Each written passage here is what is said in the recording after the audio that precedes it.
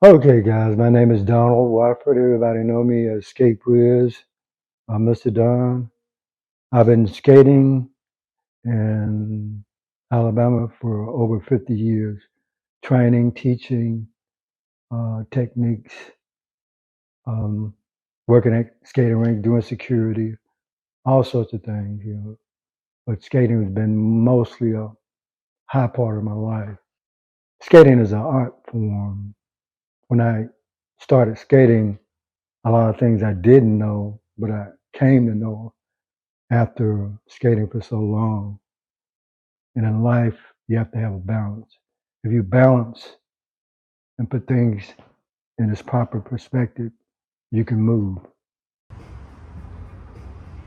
Like I said, most of my life I've been skating, and it would be injustice if I didn't say anything about one of the first Black Americans to start roller dance skating, and that's Bill Butler. Bill Butler was known from Chicago all around to do and teach and train people how to do dance skating.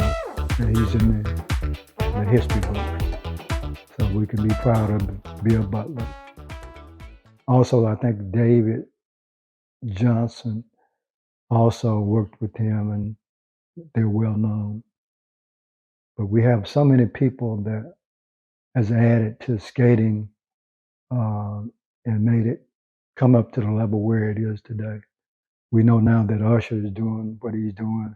And he didn't start off in skating. Anything you do, if you're an artist, you may get bored by doing something over and over. So to add something to what you do makes it a whole lot better for you as an individual performing. Because entertainment is a hard thing to do. You have to be so creative now. A lot of people never tap into their creativity. They have to borrow it from somebody else, get something from somebody else. But once you have a passion for whatever you do, that means love it, then you'll go to the next level. I would tell anybody now, if you're going to learn how to skate, get your own skates. Buying your own skates, you can use them anytime, anywhere, any place. Um, if you get compression socks, that makes it better. Insoles, buy your own insoles. When your arch is supported, that means you can go from your heel to your toe easily because you have the right uh, things to work with. I'm from a place called Bessemer, Alabama. I don't know whether you've heard of Bo Jackson. Bo Jackson mom and my mom were sisters. They had the same father but different mothers.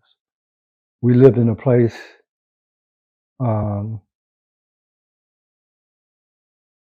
called, the place was Hyde Avenue and Bryant Street.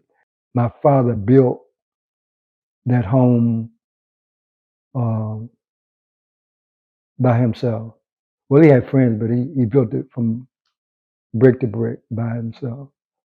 Uh, the land that we were on was floodland, and it was real cheap to buy. But once we bought it, we were surrounded by white people. And back in the day, back in the 50s and the 60s, we already know what happened back then. There's so much racism in certain places we couldn't go. We didn't want to go, and things we did, but we had to be in at a certain time or else, that's where it was.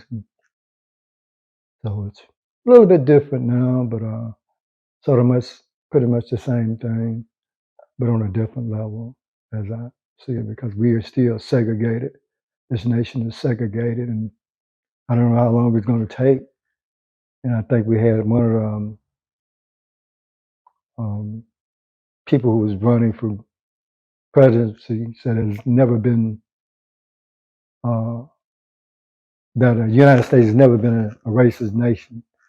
Apparently, she didn't know about Martin Luther King getting killed, 4 little girls got killed with the bombing. So many other things that I can add to that. But I don't know what kind of world she's living in, but it's not a reality. We have to realize who we're getting and putting in office and what they're saying and how they're campaigning. Uh, it makes a difference who we get there, because we got to make a change and make things different and make it better for our kids that's coming up. I started skating after I got out of the Vietnam War. I started skating before, but I really got into roller skating after I got out of the Vietnam War. I was doing martial arts, and when I started martial arts, it had gotten so deep into it that I couldn't even be around people because I would react. So I started skating as to being able to communicate on a different level and mingle with people again. So it made a difference because all the moves that I did in skating came from martial arts in my training. And one of my instructors, the main instructor was Paul Callaghan, Reverend Paul Callaghan. He's passed away now, but he has sons that are carrying the art. Um, Solo and William Tabb was two of the younger instructors. We all came from learning from Paul Callaghan. And that was Shotokan karate.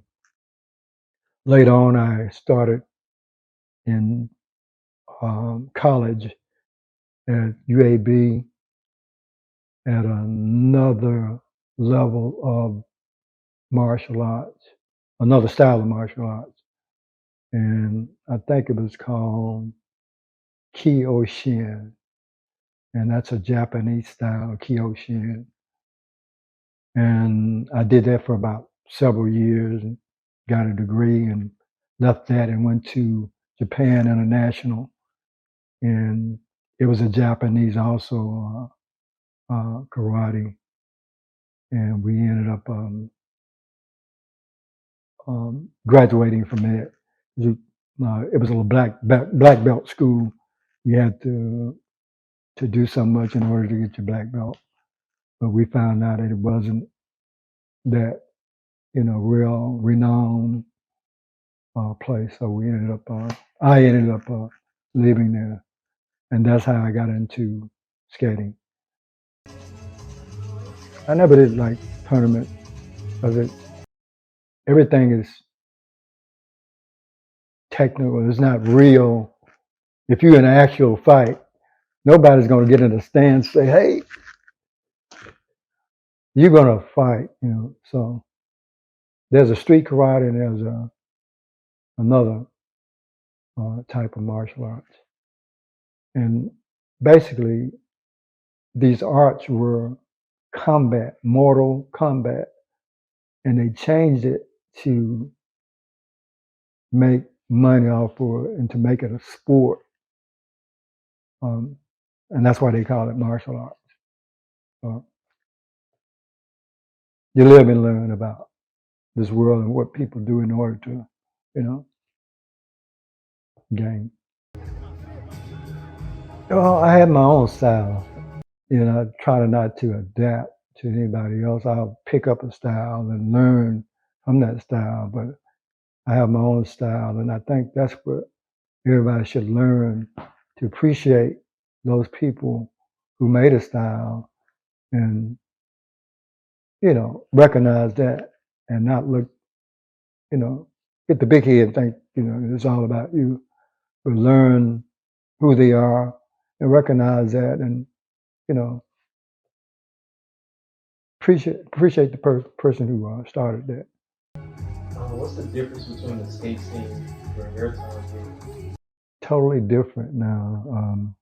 Back in the day, they would have something that's called a soul night, and that meant there was black folks only. That means the white folks would stay away. But that was the time when they made the most amount of money. because black people came from everywhere. We only had certain places that we would go. We were limited to where we would go and where they would accept us at. And I think Saturdays and Sunday nights was the big nights. After they found out how much money they was making, so they added another night, maybe like Wednesday. But Friday night was like for white folks. Saturday night, white folks, some black folks, but Sunday night was the big night for black folks. And that was a soul night. That's all over the nation, everywhere. But so many of them learned so much from that night because your creativity would kick in after you get to a certain level of training, and that means if your moves are strong enough to do something different, and that's where your creativity kick in. I did a choreography, background choreography for the movie ATL with T.I. I've done videos, documentaries, countless uh, things that I've done for skating. But my thing right now is to get the young people off these streets and let them do something constructive. We put together an event at a place called Skates 280, and this event we got skate DJs instead of skate radio disc jockeys, because I wanted to create a skate atmosphere, and that means that skaters sort of respect one another. When you have that other type of atmosphere, you got people coming in from the streets, from the clubs, and wherever, and you're not going to have the same respect. Some people don't even know how to skate, and some of them not going to respect. They'll throw stuff out on the floor. So people don't know how dangerous it is if they're a skater, but if you're not, a lot of them do it just to see somebody fall or laugh and whatever, after they fall. So that's why I was saying the skate atmosphere. They sort of respect one another and, respect the style, respect skating. I had a kid that passed away in my arms, and that I started skating before then, but this kid was like 15 years old, and his mother went with a guy who had just got out of prison, and he drank a little bit, and he told her um, he was going to leave, but he left some money with her and told her, "Don't give it to him if he, actually he come back." So he came back, and instead of her learning what was what about him, she didn't know. But anyway, she slammed the screen door, after she refused to give him the money. But he had went out and bought a 45 caliber handgun, and she told her son to go close the door. And when he did, he shot him twice, and it just killed him. I went to try to help. I had a nurse there, and I picked him up. And when I picked him up, a hand slid in a hole in his back, and he was just gone. I went and took CPR after that because I wanted to know whether I did something, could have done something to have saved his life, but there's nothing I could do. But that was one of the most touching things, and still with me today because it was a tragedy. And that's why I'm doing this for kids and these young adults.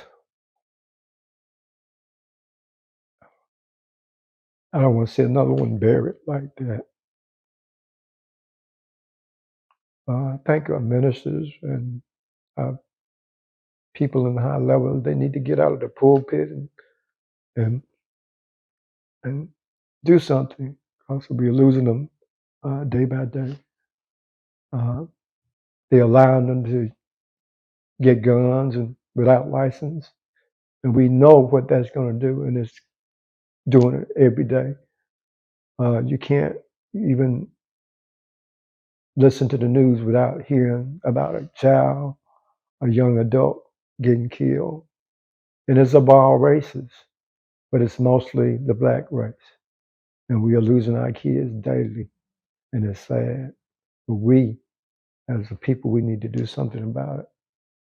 Come on, let's work together.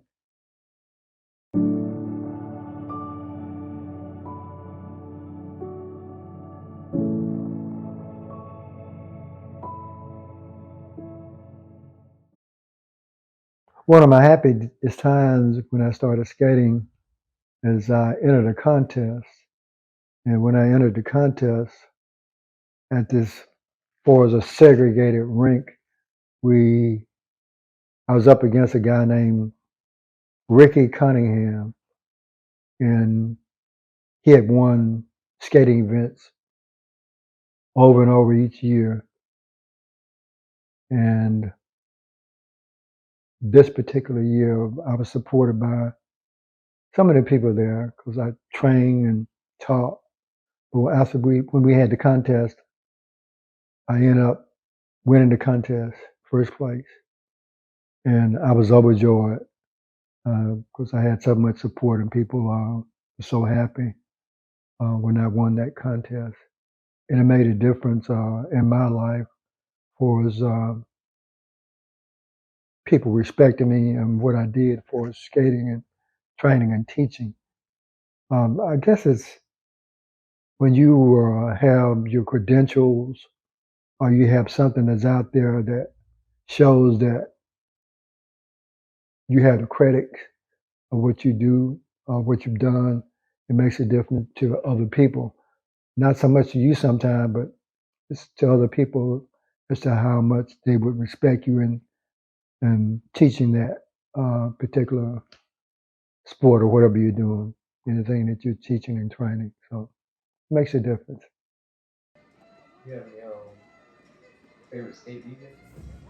Well, I like all the DJs. Music is music, and I think DJs have a hard job because if they come from another city and they're going to another city to play, they have to kind of feel the crowd, but they can't read their mind. He can't read their mind, so they have to tell them what they want to hear. So I think that's what today's skaters, young people have to learn that nobody knows what you want, nobody knows what you like, but allow that person to come in and do what they do. In any event that you have, don't down that event. Build it, not tear it down. If you build it, uh, people will come. If you tear it down, they'll run away. So build instead of tear down. There are a lot of skaters that passed on and really inspired me to do what I did and do what I do. There was a group that came called the Computer Gang, came down from Atlanta, which consisted of a guy named Andre, I think the other guy was named OJ, but it was a group called Computer Game, and they introduced the Crazy Legs, a place called Skate Palace, and it was amazing because I had never seen anybody do that Crazy Legs. I'd never seen it, and this was back in I think about the early '80s, and it was just amazing, and incredible. And this guy did it and perfected it. It was just amazing. and he did a split. And when he did the split, he was rolling with the split. And when he did the split, he would coming and just slide doing the split. But it wasn't a half split; it was a full split, and he would still be on his wheel rolling doing the split. I had never seen anything like that. So I started doing it and perfected that. And I think one of the marquees that they had over the skating rink at Valley Skate Center, um, they had something embedded. There was a guy skating, doing a split. That was me. They took that picture and they made it into a, what do you call it? Background. What do you call it when or something like that? But I forget what you call it. But anyway, that's what they did. I think it ended up being Valley Skate Center the last time I was there. But they changed the name. I think they changed it. Fun Time, so many different rinks. Well, the same rink, but they changed, gave it a different name. Um, for the money wise, so they wouldn't have to pay taxes. What's something you want to say to the skaters around the world? Hone your craft.